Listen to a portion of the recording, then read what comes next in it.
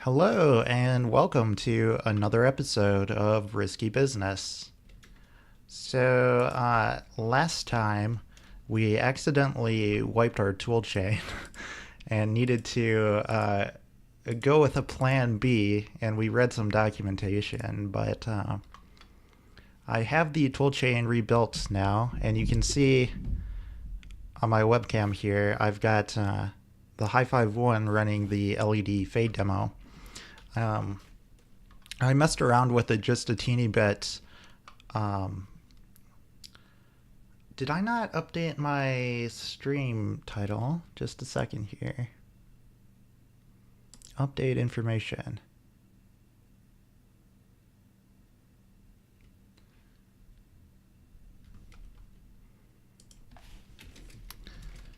We are doing risky business. All right.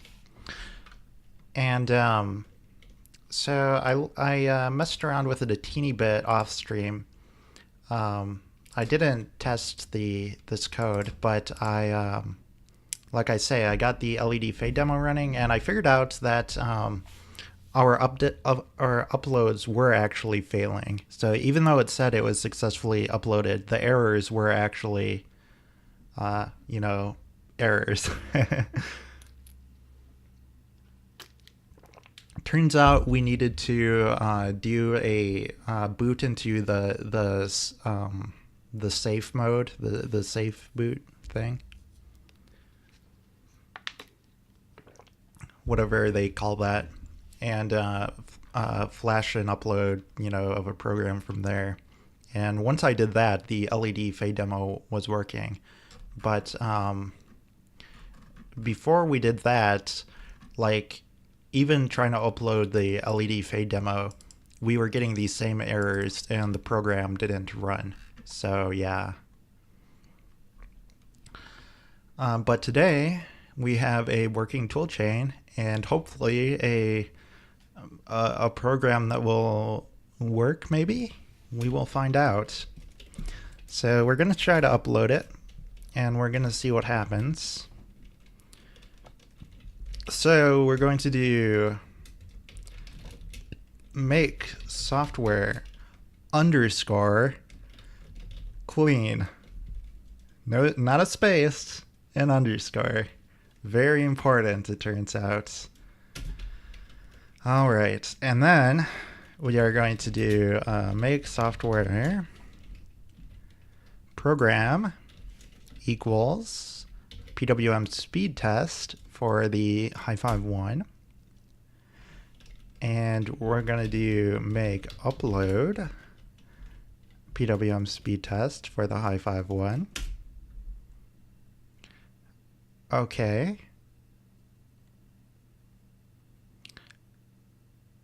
Now, did that work? It looks like the LED stopped blinking, at least.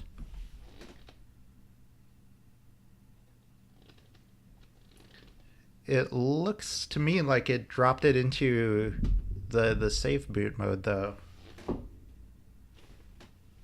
Or maybe the LED is just stuck on where it was in the cycle. I honestly don't know. So let's see if we can connect to it. Here, let's do that in a separate terminal.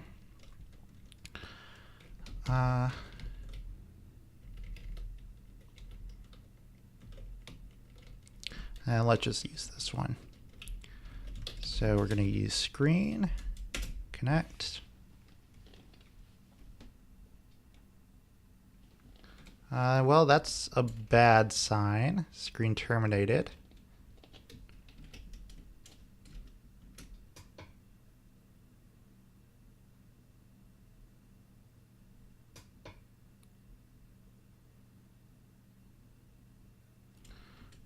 Okay, well, I'm able to get a hello world out of it.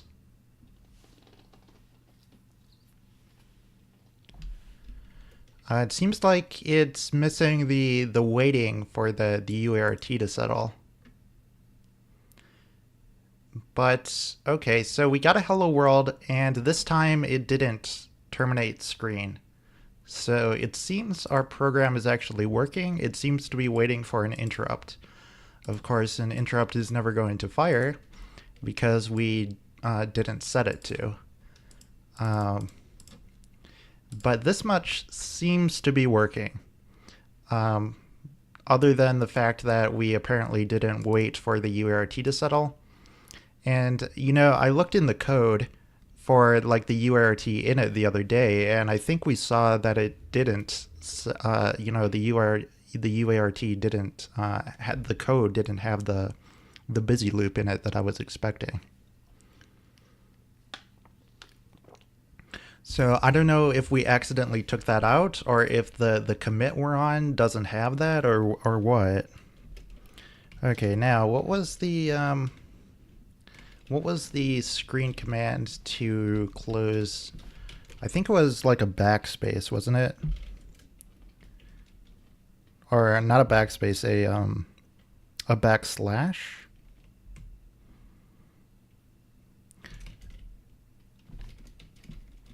Yes. Okay, there we go. Now,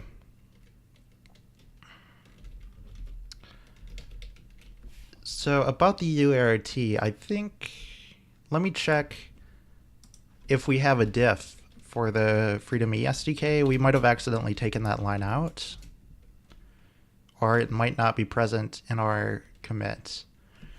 So it might just be that the version I'm on doesn't have that in there. So this is the commit I'm on for reference. I'm sure this is way out of date again. This is from July, but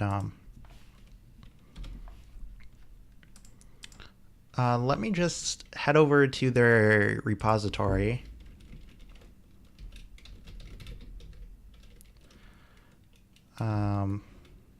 Freedom E SDK. Okay, so I want to know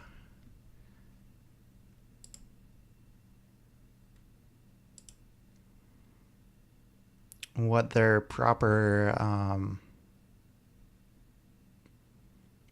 init file looks like. So that must be under the -1 directory, init.c.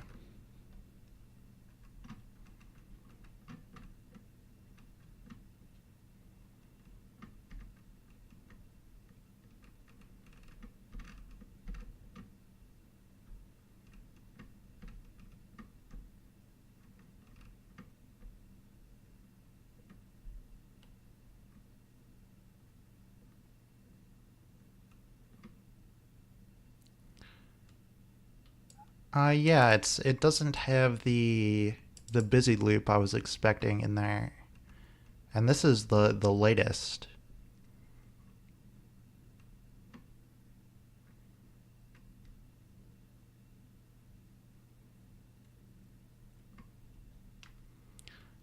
Let me check the forums because I know we discussed it at some point.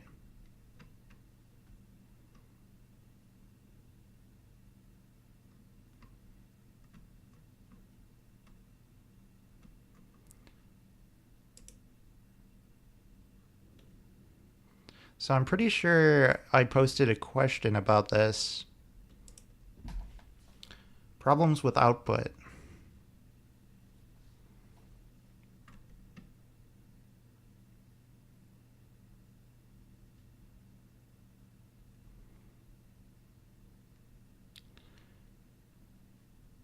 Okay, so yeah.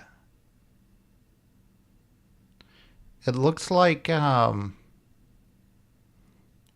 Megan said that it's the init.c doesn't have a busy loop, but you can put it in there if you need it, which we need it. So I don't know why it's not in there just like to begin with. Like personally, I think what they should do, let's head over to, do I already have these open? Yes, I do. Okay, so what I think they should do personally And I don't know if there's a good reason to not do this, but what I would do is, you can measure the CPU frequency, and they do that as part of the init stuff. You can see right here in the uart init, they're doing a get CPU frequency, right? So, I mean, if you're going to do a call to get CPU frequency anyway, based on the CPU frequency, you can figure out how long you should wait for. And then, you should just dynamically set how long to wait based on the CPU frequency, and then do that right in here. So it would just be, instead of having this number right here hard-coded, all you would do is have like a table that says, based on the CPU frequency, if it's so large, use this constant. If it's this large instead, use this other constant. You just need like a handful of them to cover the different ranges of possible frequencies it could be set to. And then you just do the busy loop like normal. So I don't understand why they don't do that, but for some reason that I do not know, they do not do that. But let us try it now. So we're going to do a mix software.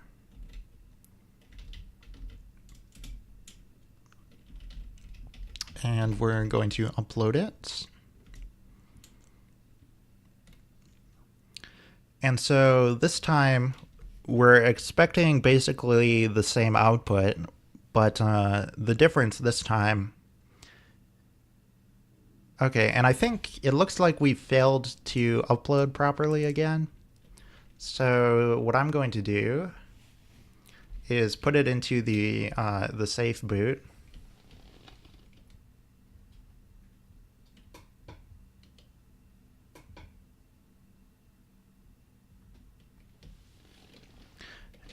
And now we're going to upload again. And we see that time it successfully uploaded. So now we're going to connect with screen.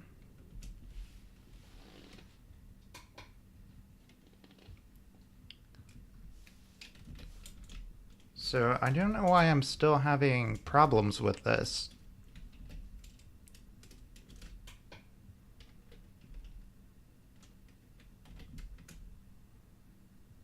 Yeah, I'm not able to get it to connect now. I don't think it's a problem with our program though, as far as I can tell, because we're just doing a print and a busy loop.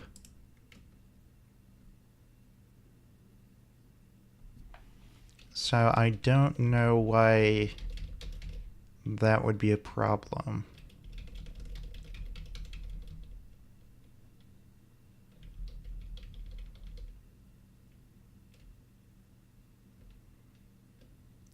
One thing we could try the GDB thing that we saw the other day.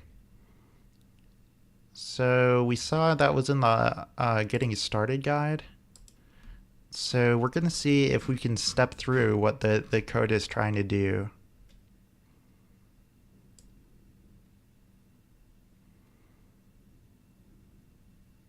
So I'll just copy this line.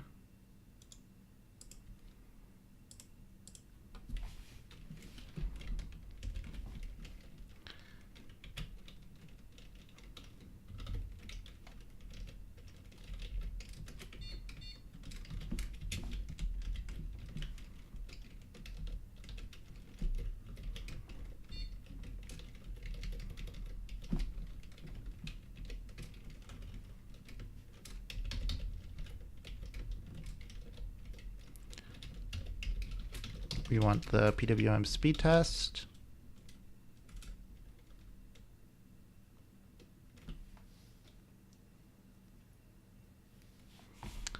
It says no rule to make target run. Oh, it didn't copy the underscore.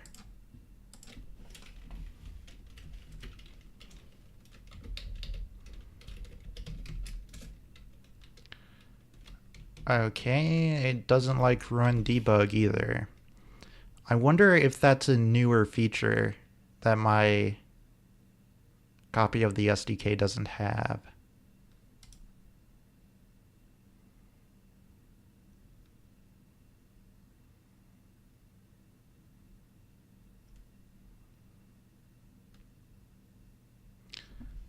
I mean, I think I'm reading it right, that it's run debug with an underscore. Yeah. So I think I must be on an older version of the SDK that doesn't have run debug yet. So that's good to know. I'll try updating my SDK over the weekend, and we'll see if that helps at all. But for now, we're going to continue poking away at it without GDB. So what I want to try next is just printing in the loop. So this should just continually print hello world. So we're going to rebuild it, and we're going to try to upload it. I don't think that's working, so we're going to put it into safe boot mode again after this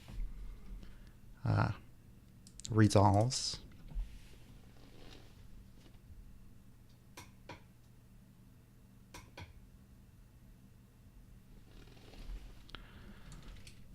All right, let's try the upload again. Okay, now let's see if we can connect to it this time.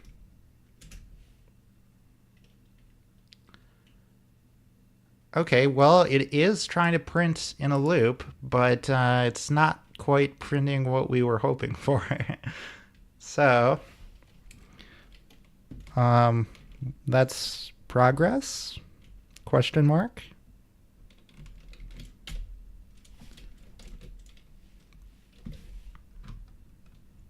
So why is it printing garbage is the question of the day.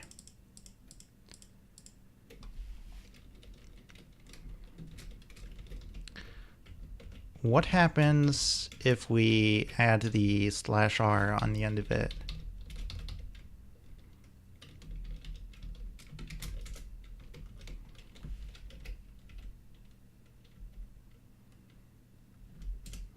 Let's rebuild it. Try to upload it. I think that actually worked. Hey, we got it printing hello world.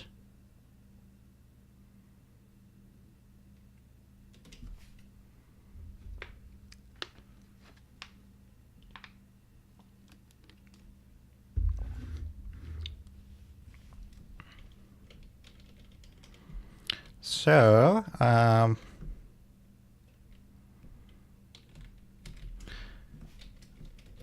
I don't know why it wouldn't work with the wait for interrupt instruction though.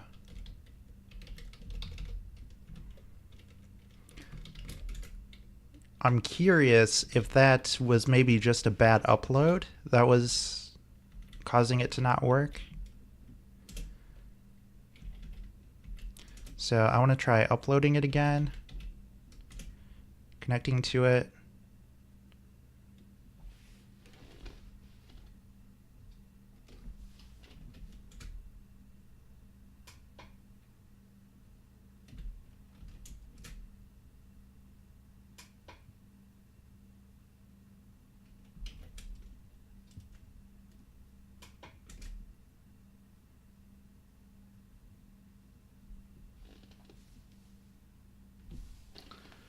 So yeah, that's not working again. If we try uploading it again, yeah, it's giving us the same errors from before. We'll need to put it into debug mode or safe boot mode.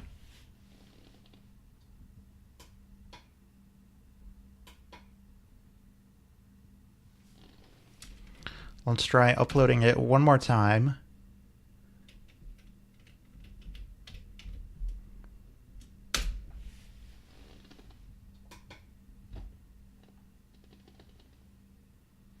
No luck. So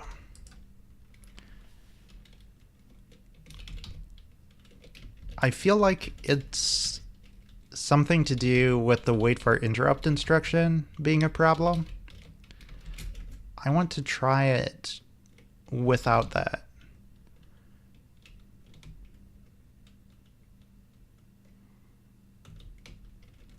So the thing is, I feel like if we don't have it though, that the while one loop is just going to get optimized away.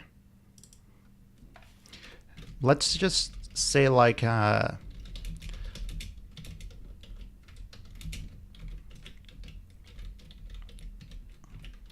a volatile int so that it won't optimize it away, right? Because it doesn't know if the value of I is going to change, but we're not changing it, so it's actually always going to be 1. So that should keep it in an infinite loop and it won't optimize it away. Let's build it. Let's try to upload it. You're going to need to put it in safe boot again.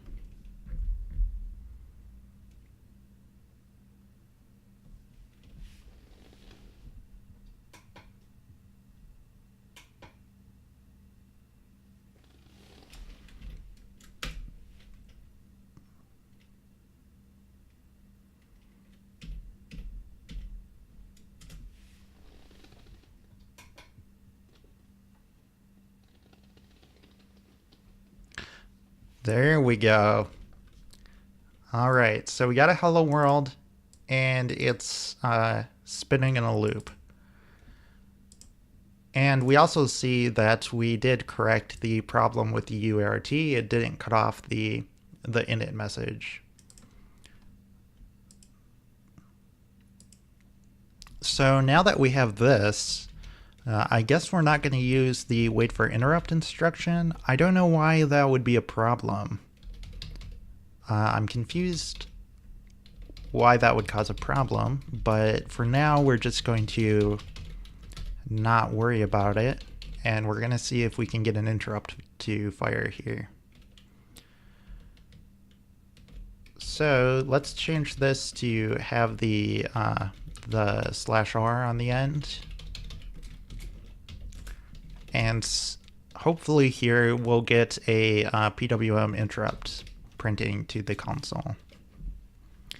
So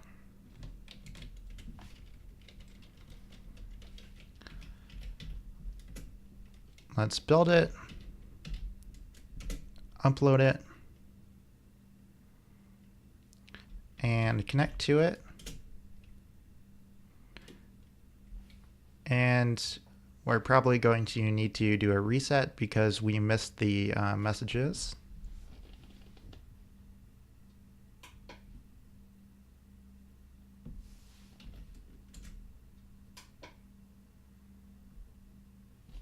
Oh, it's doing this to me again. Let's put it in safe boot mode.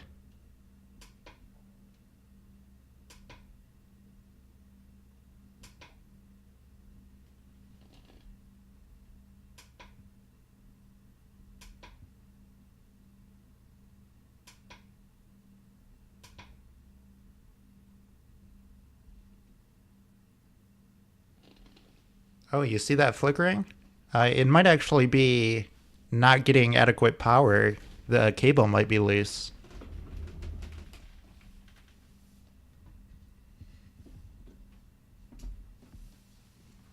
That would certainly explain a lot in terms of the, the strange errors we're getting.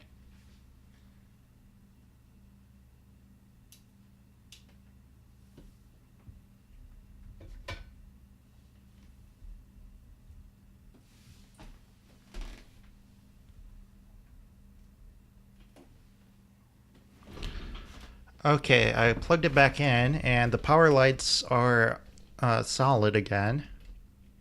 So let's try doing an upload. Connecting to it.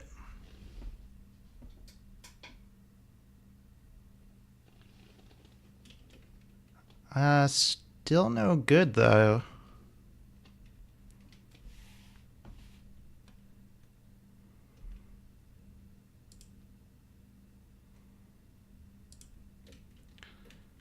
Let me put it back in safe boot mode.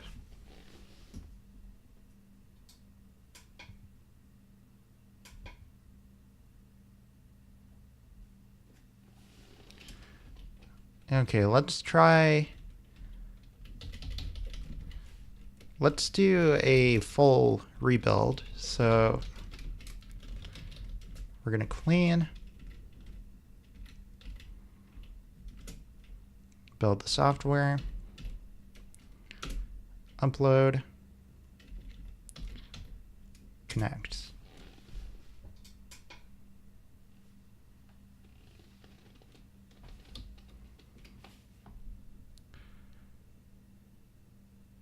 Well, we got a hello world, but I don't see a PWM interrupt.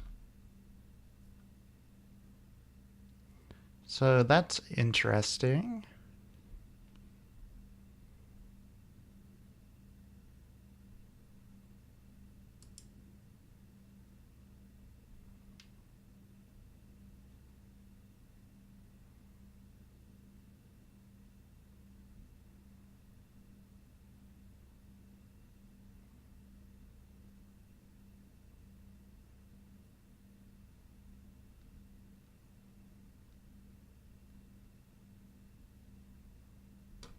So what is the problem here?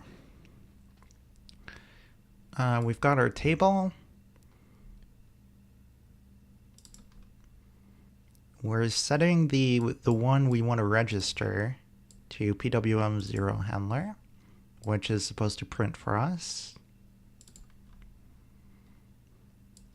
We initialize the PLIC. We set it to enable that interrupt. And then we configured the PWM. We set up one-shot mode, the 0 compare bit, and the sticky bit. We set the count to 0 and the compare 0 to FF0. So that should fire it once after it counts up to FF0. We set the enable the interrupt pending bit in the interrupt enable.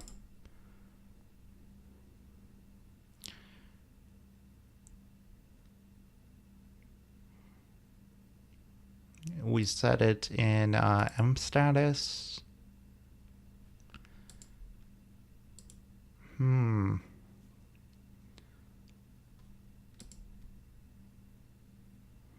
I'm not sure why that would be failing.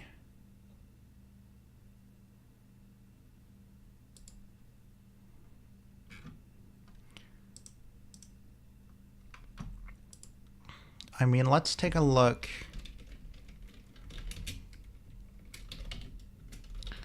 at the LED fade demo again.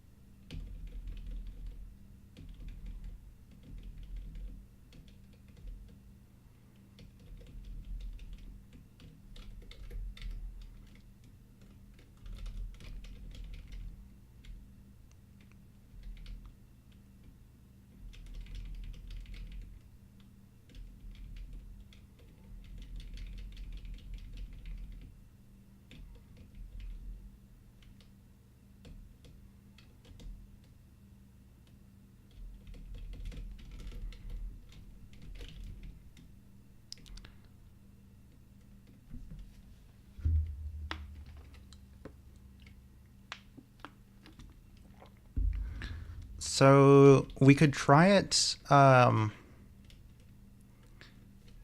we could try it set to enable always and see. I mean, if we do that, it's just going to spam PWM interrupt. At least that's what we're expecting it to do. So I guess we should test that assumption and see if that much is working.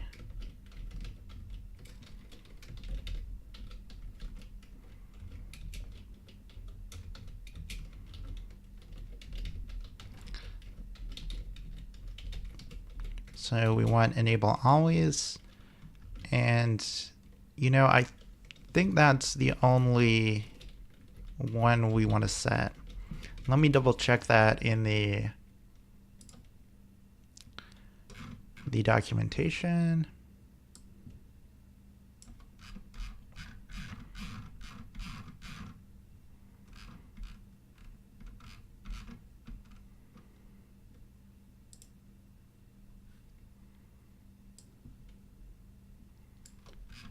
So we are looking for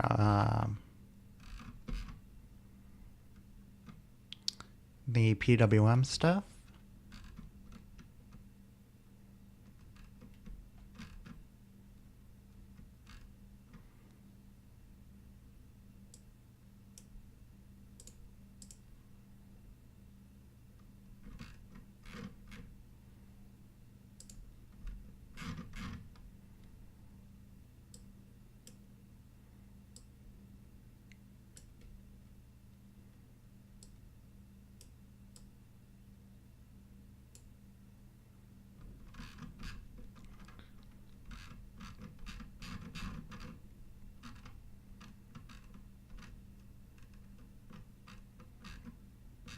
Which document is that?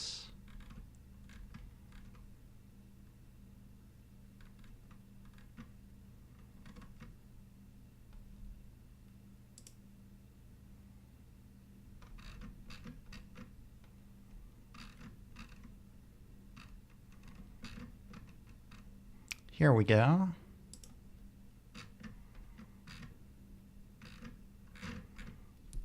So if we set count to 0, that'll just, you know, it'll start counting from 0. And we're not doing one shot, and we're not doing the 0 compare bit.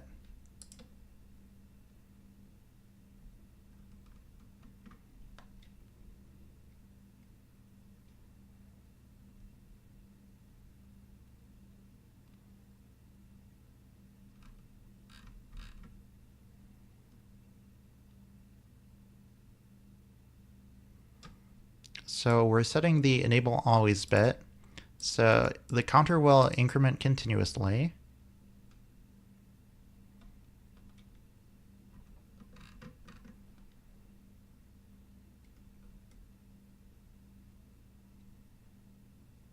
We're not setting a scale. We're not using the 0 compare.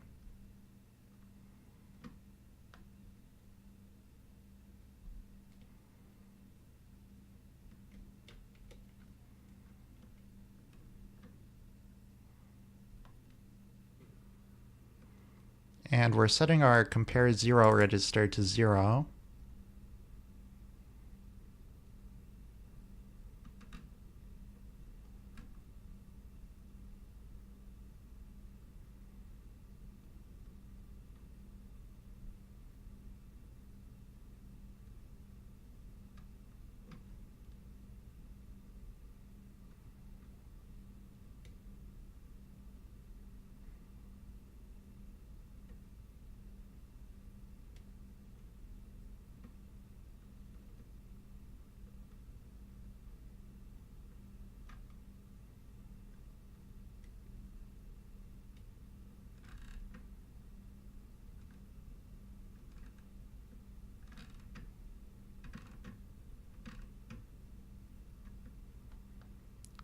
So for the interrupts,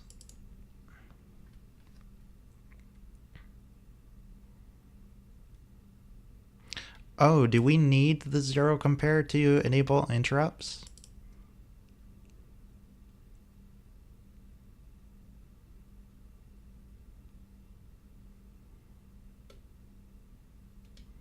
And we probably want this sticky.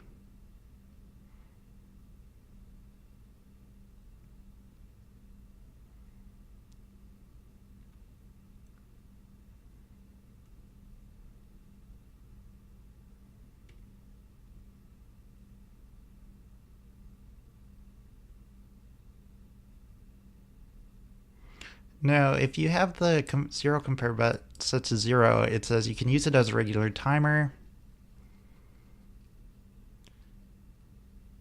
So the comparators are used to provide timer interrupts.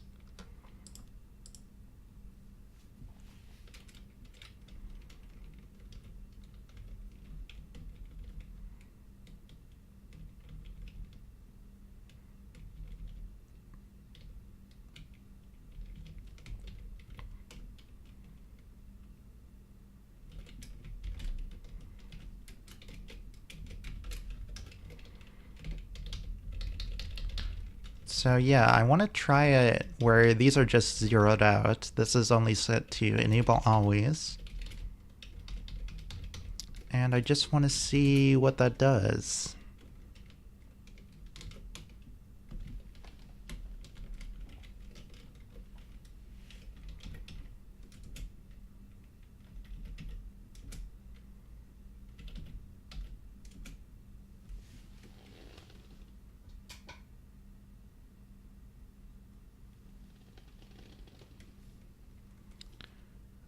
So we get another hello world, but we're still not getting our interrupts.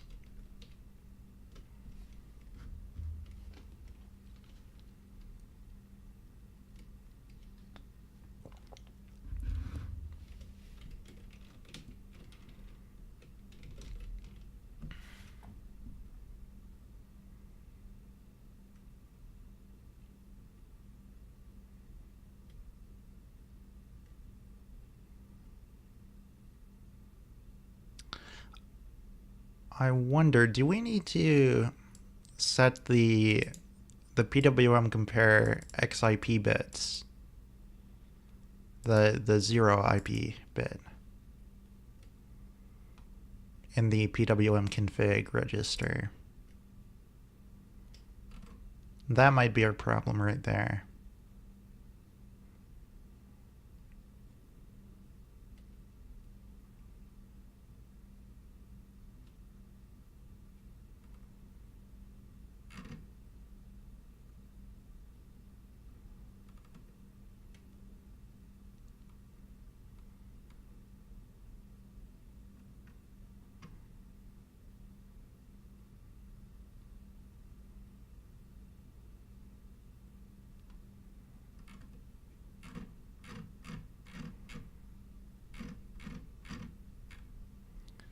Okay, so here's the register.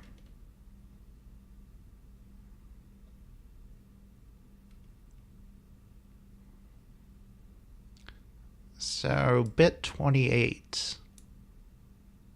But there's probably a name for that in the code. Let me check encoding.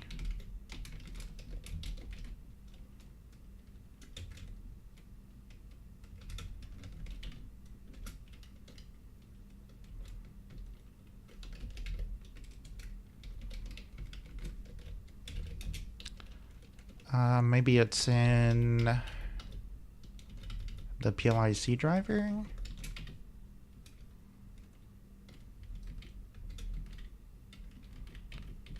Well, let's check the platform.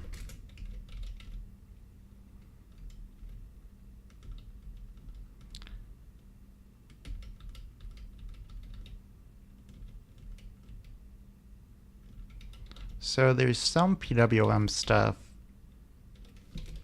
in here,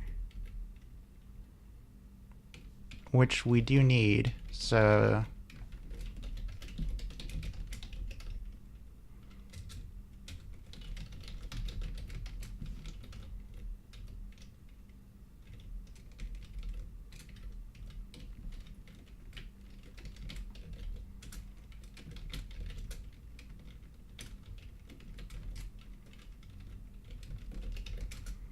But yeah, nothing PWM in here.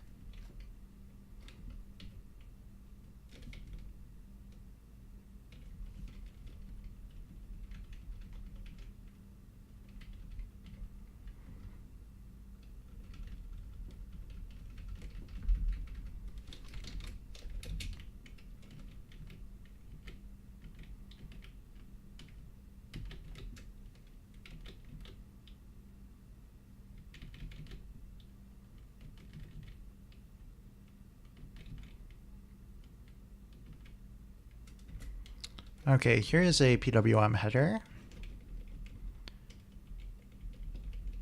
Yeah, the PWM config compare 0 IP.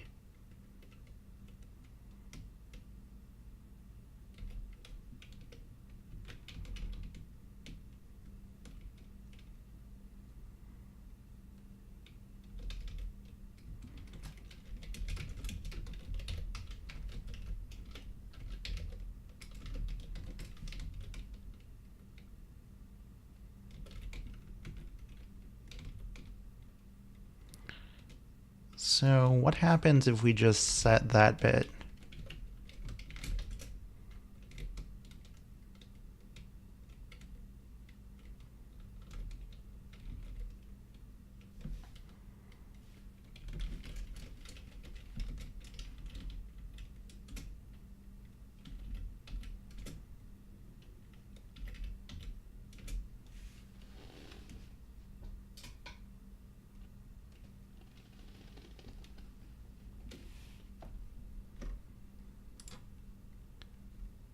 So that didn't change anything.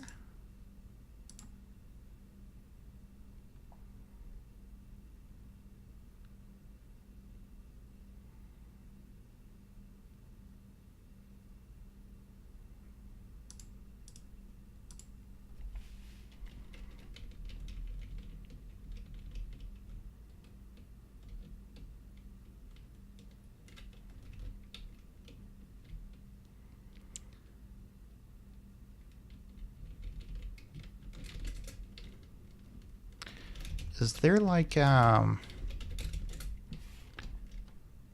any demos that do interrupts using the PWM?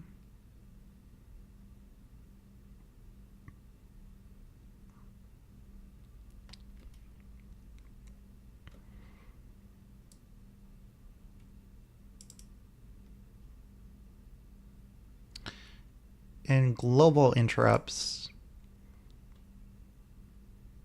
they're setting a 0x7.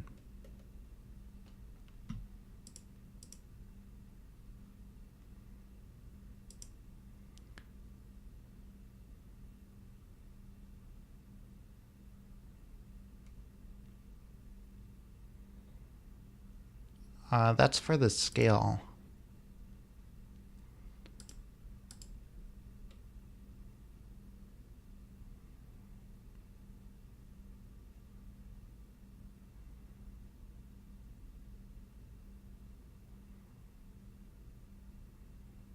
But I mean, this one is doing something along these lines. We might want to take a look at that. What else do we have?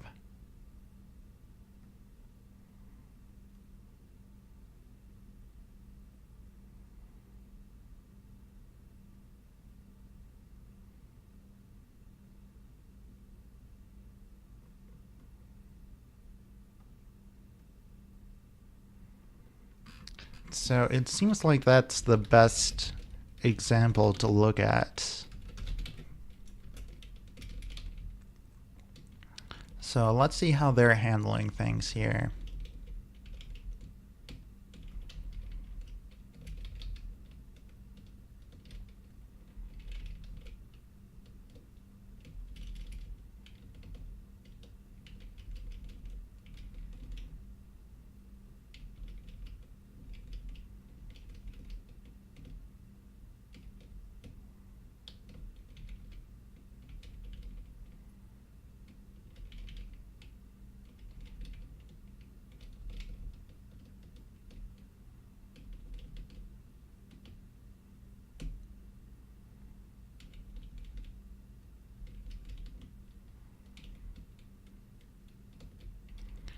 So yeah, they're using the PWM 0 for debouncing in this example.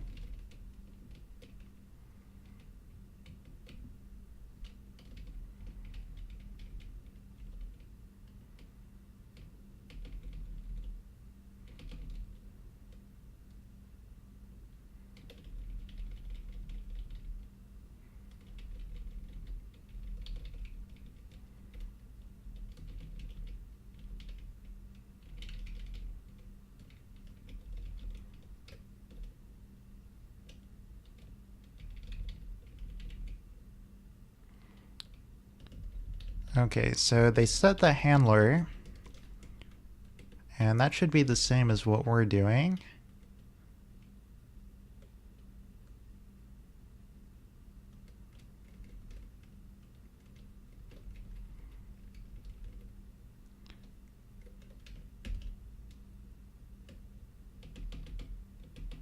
So yeah, they initialized them all to the invalid handler, and then they set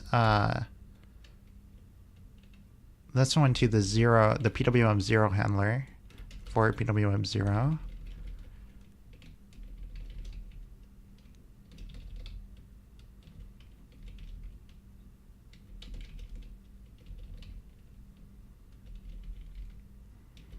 Here they're setting up the PLIC. They enable that interrupt. They clear out the config.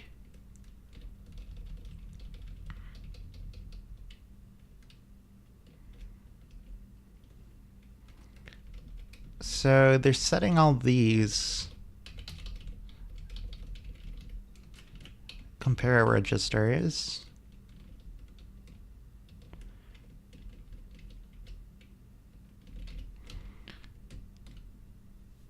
The priority levels shouldn't matter.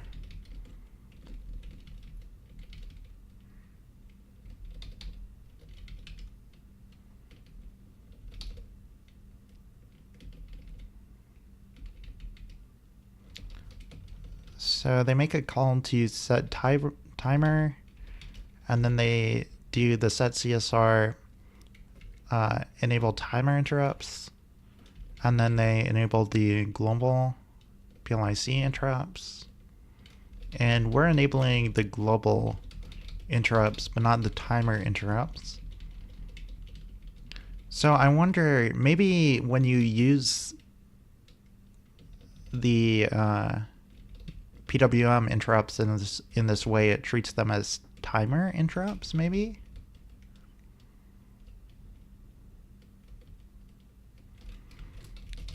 So what was that set timer column doing? But see, now set timer is actually using the timer interrupt system in the Carplex local interrupt controller.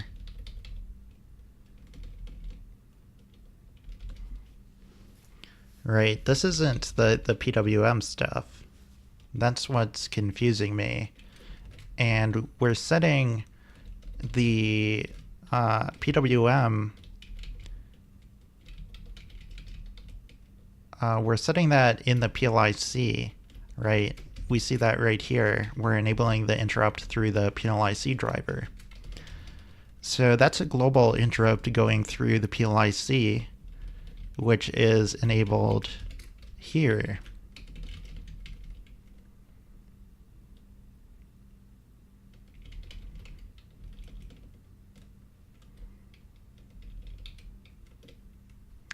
So I feel like the only thing we're really doing different in our code base here is that we're not setting the priority, because we don't have multiple types of interrupts that are contending against each other. So we don't need to, mess with priorities.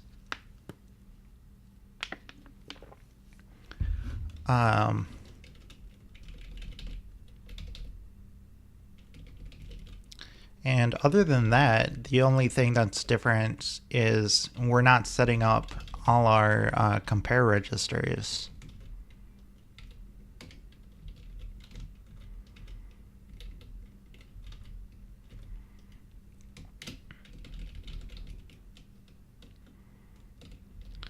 I mean, I guess there are a few things we can try here. So the first thing would be trying to use the configuration exactly as they are. So where do they set the config register here?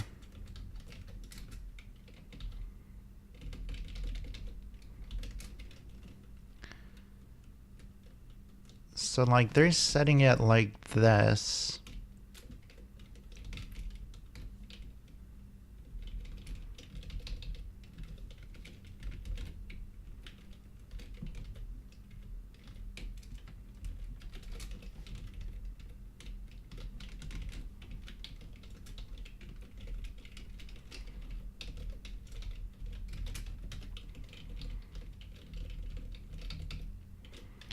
And that's what I was trying before. The only difference is I wasn't setting the scale on it. And then the other thing I want to try is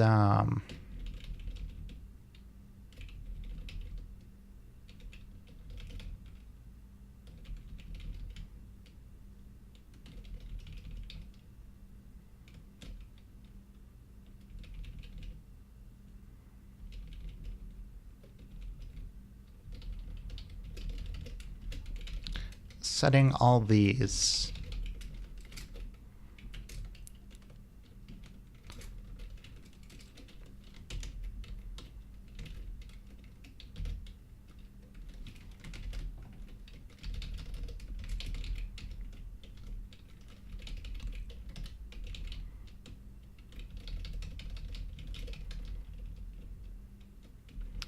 So now we should be configured the exact same way that they're set up for.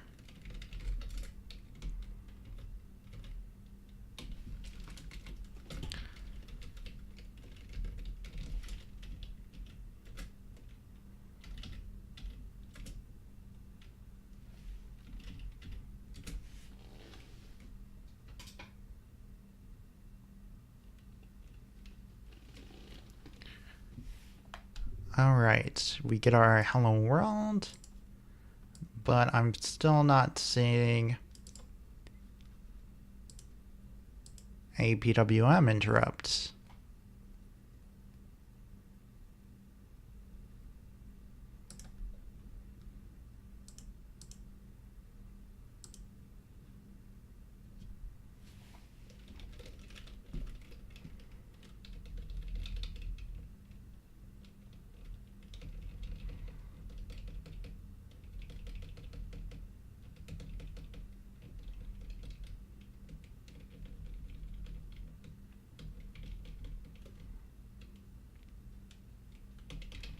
So what are we doing wrong?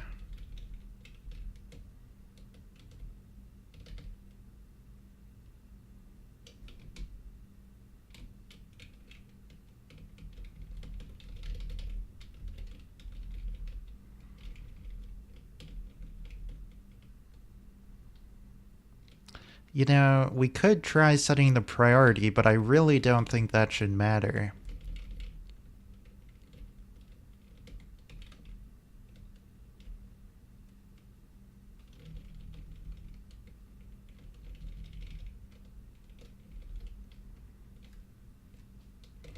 I guess we could try setting timer interrupts too, but again, that shouldn't be what we need.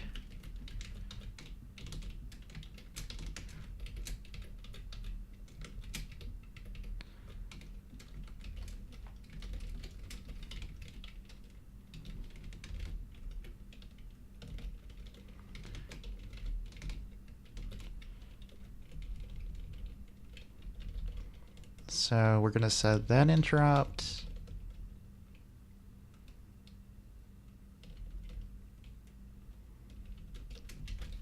and we're gonna stick a call in there to set the priority of it.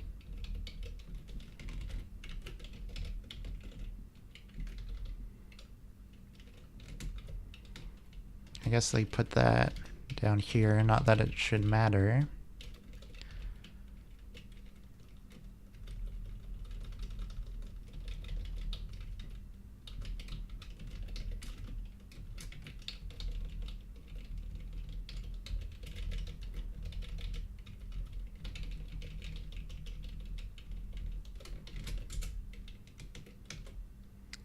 So let's give that a try.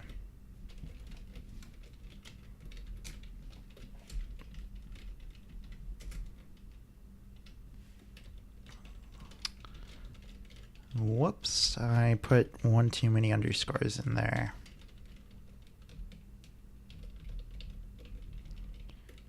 Where was that?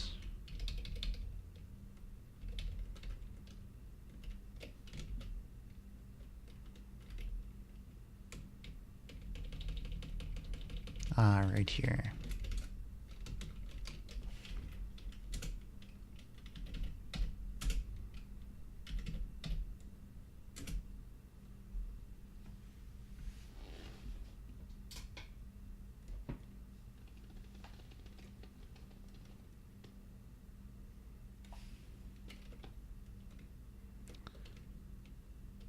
It says it trapped. That's interesting.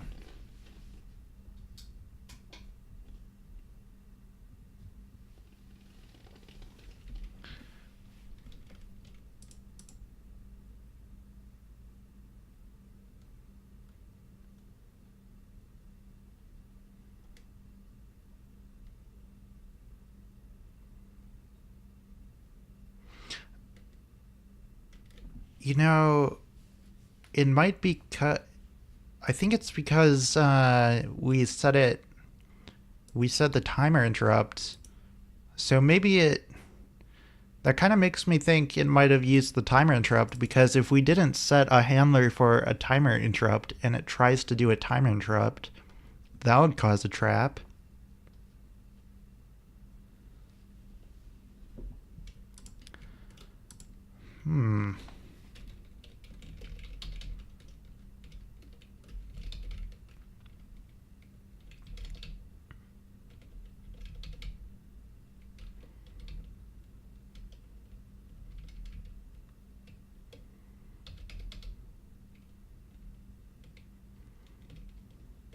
So they're setting a handler for their timer interrupt.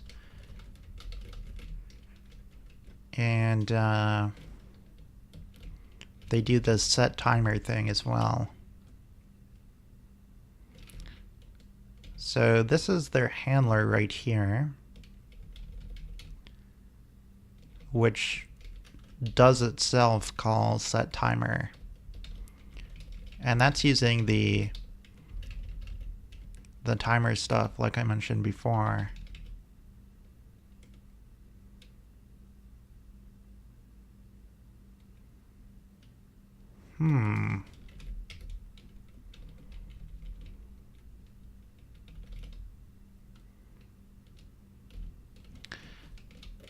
Okay, well let's run with this idea for a little bit. Even though I don't think it should be what's going on, my assumption could be wrong. So we're gonna set up a timer handler. Let me double check that this is the right name for it. So that's gonna be an init.c. It's supposed to be called mtime, not timer. And we're gonna set this up to just do what their set timer is doing.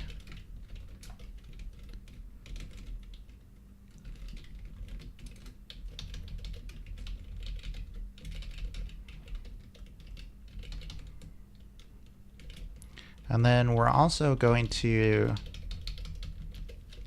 do a call to the handler because they call set timer in their main function as well.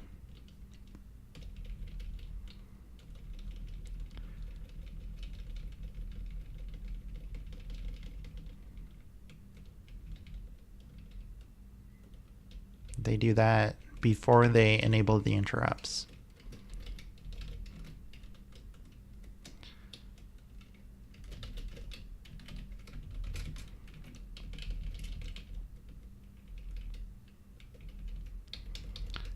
So I'm really not expecting that to help us any.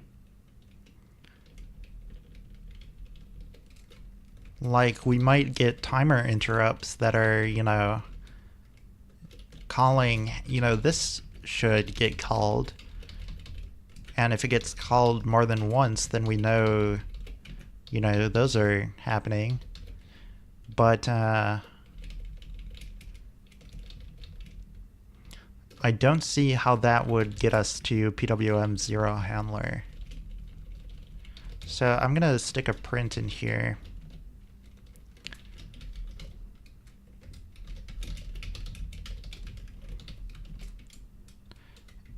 And my theory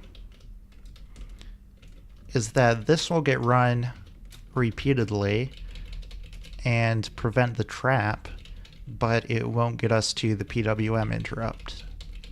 That's what I'm expecting this to do. So now, do we need anything else? Yes, we need to set our wait. No, that's for the PLIC stuff.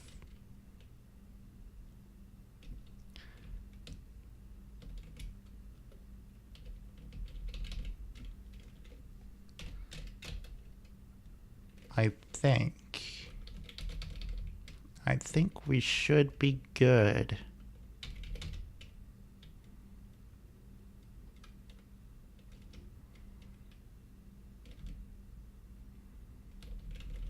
Yeah, see, this is where I'm using that.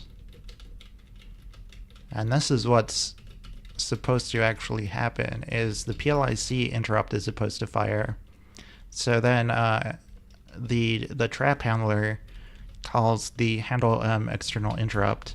We claim the interrupt with the PLIC driver, and then if it's a valid interrupt, we call the function in our table, which we only set one of them up, which is the one for the PWM interrupt. So if the interrupt number is for our PWM, it should call PWM 0 handler and print this. And if it's not, but we got an external interrupt, then we should exit. And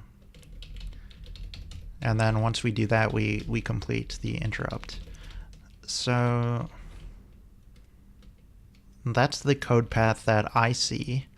And it seems like the timer stuff is totally separate from that. Let me just double check that we're not missing anything.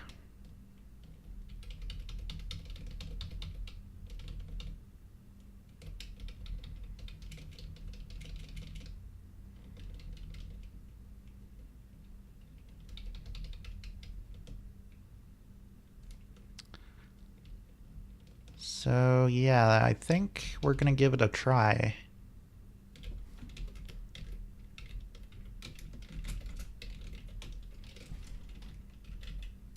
So build the software, upload it, connect.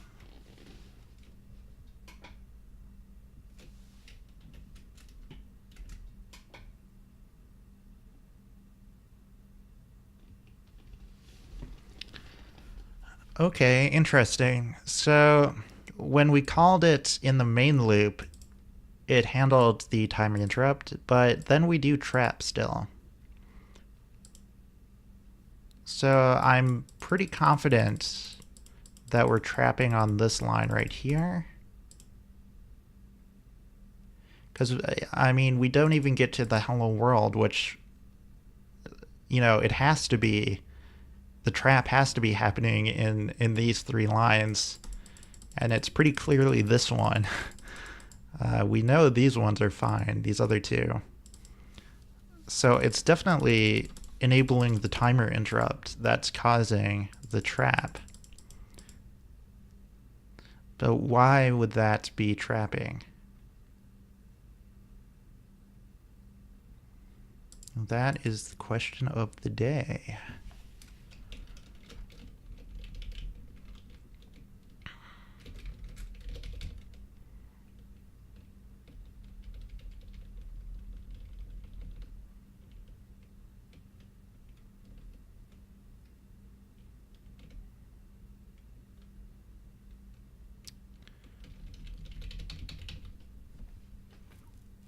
I mean, there shouldn't be anywhere else that we need to register it with, right? Let's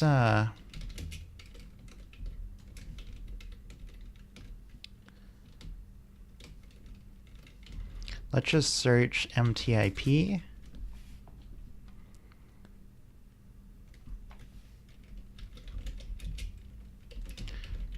So let's take a look at the demo GPIO. That messes with the timer.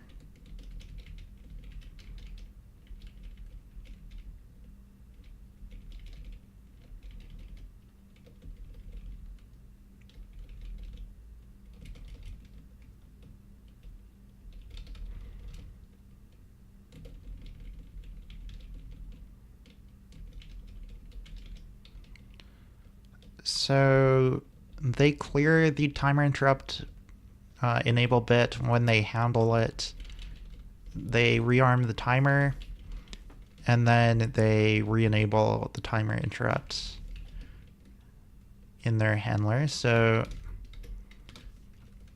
you know, we're not disabling it and then re-enabling it. Maybe we should do that.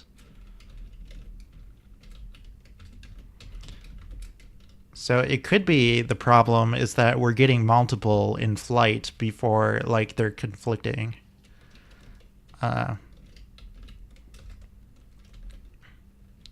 They're stepping on each other's toes is what I'm thinking now.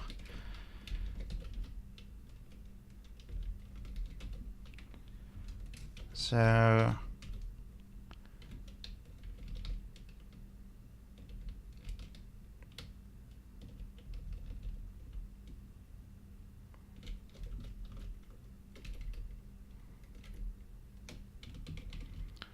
where was that code? Clear CSR, that's what I'm looking for. Clear CSR. And then we want to set it again.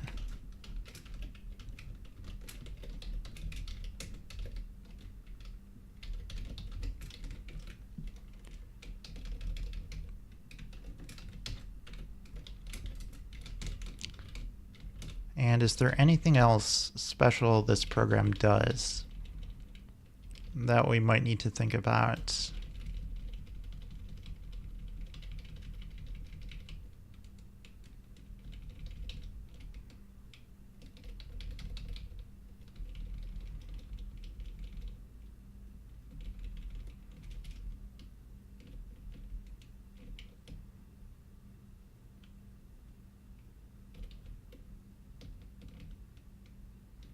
Okay, so that's the reset demo.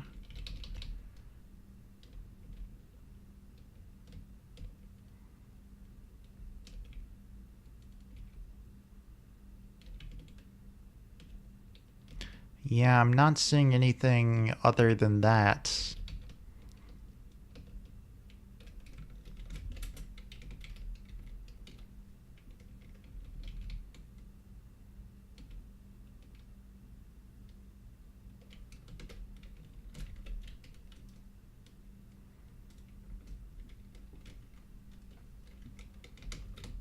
So let's give it a try again.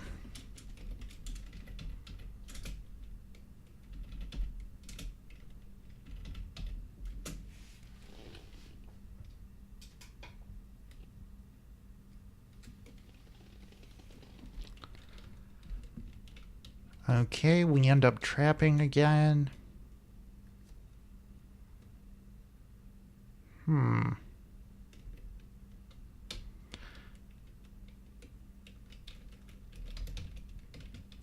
Now I wonder, see, we're doing this twice in a row now. We're setting it in handle m time interrupt, but then we're setting it again here. I'm wondering if it's making it past this one right here.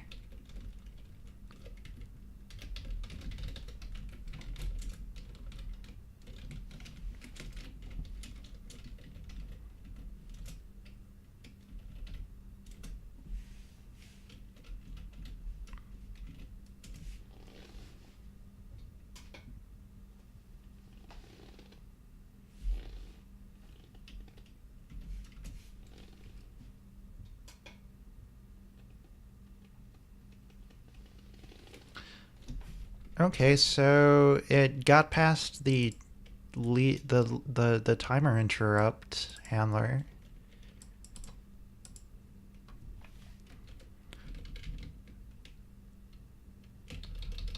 So then let's comment out this line.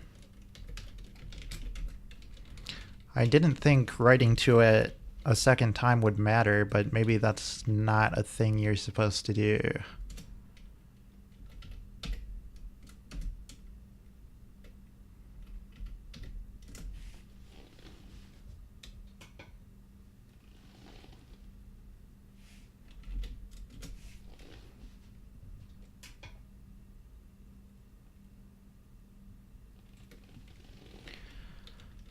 Okay, so it actually is still trapping. It's not that line then. Then what line is causing the trap?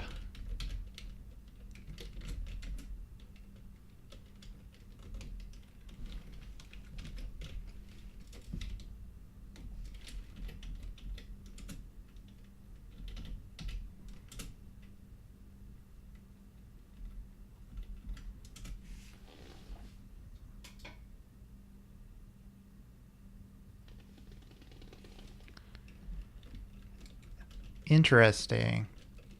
So if I comment out those lines, we're good. I mean, the timer interrupt isn't actually running. This run of it happens because we call it explicitly in main. But the interrupt isn't actually firing because we need to do this right here.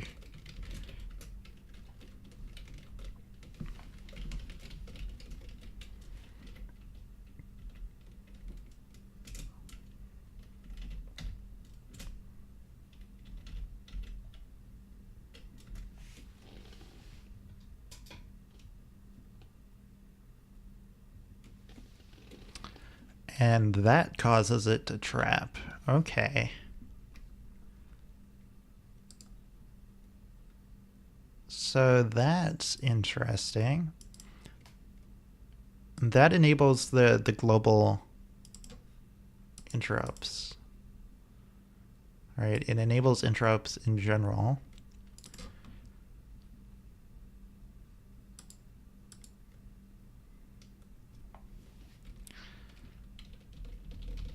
But I think it only traps if we also have a timer interrupt set up to fire.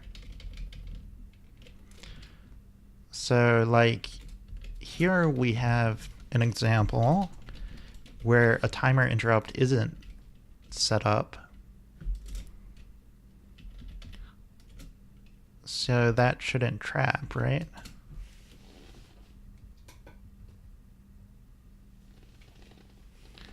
It does trap. What if we enable these interrupts but not timer interrupts?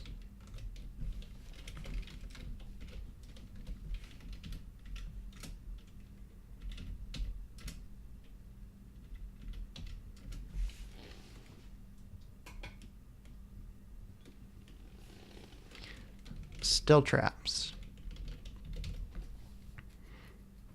I didn't think that was happening before. So why is it trapping?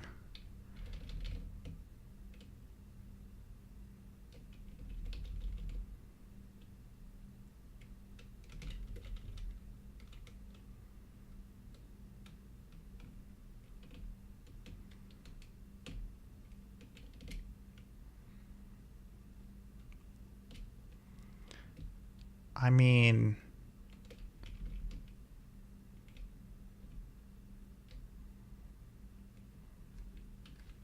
I don't think that should trap.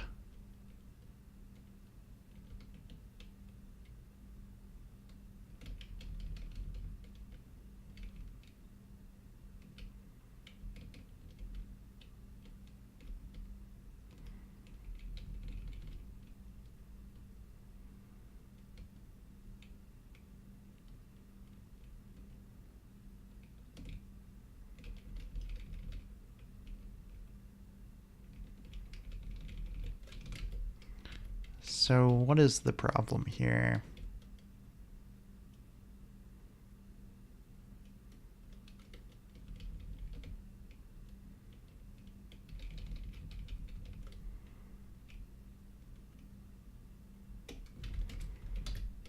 Like, just on its own, these lines should not trap. So I just want to comment out like everything else again.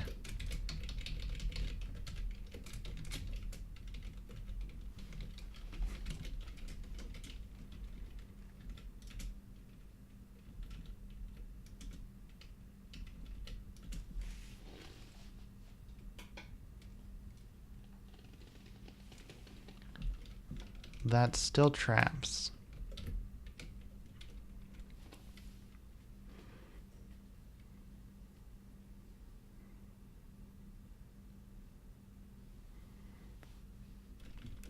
It seems like when we're enabling that, an interrupt, some kind of interrupt that we're not handling is wanting to fire. That's causing a trap, I guess. I don't know what else it could be. Let me see here. Because, I mean,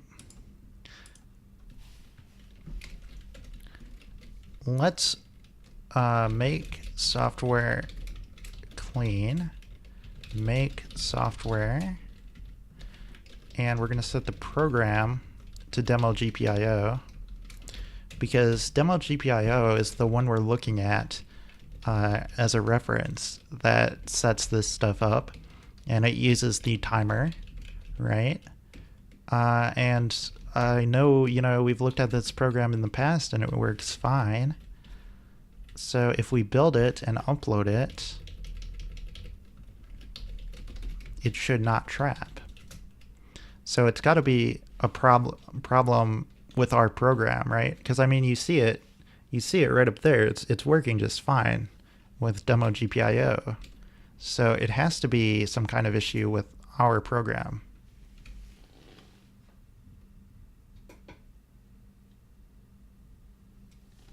See, it's working perfectly. The LEDs are blinking. It's, got the logo there.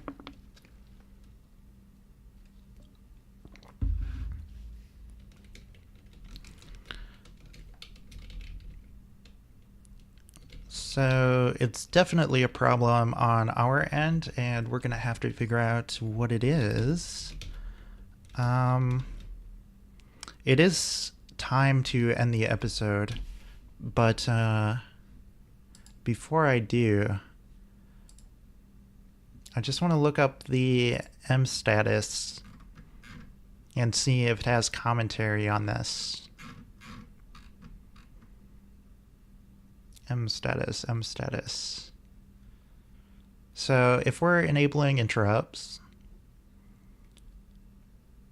is there some gotcha that we need to look out for?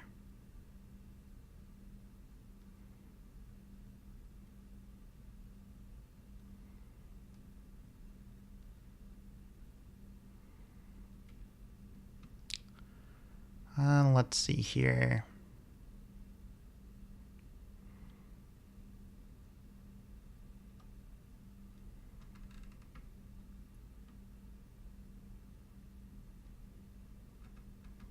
So a lot of this is about the privilege modes, and we don't care about that. We're just running in machine, the lowest level mode.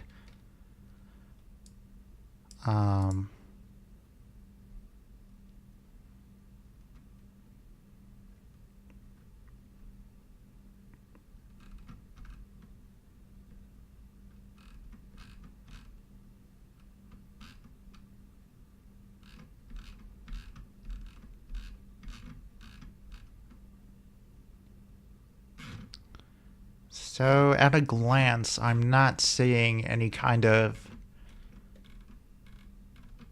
info on what we might be doing wrong. So we're going to have to continue our investigation next time. Thank you everyone who tuned in today, and thank you everyone who watches on YouTube Archive, which is available at risky.tv. You can follow me at HMN_risky on Twitter to get updates about the series. And thank you also to everyone who supports me on Patreon. It makes the series possible. I don't believe I have anyone new to shout out today, but I will see you guys in the next episode, and stay risky, everyone.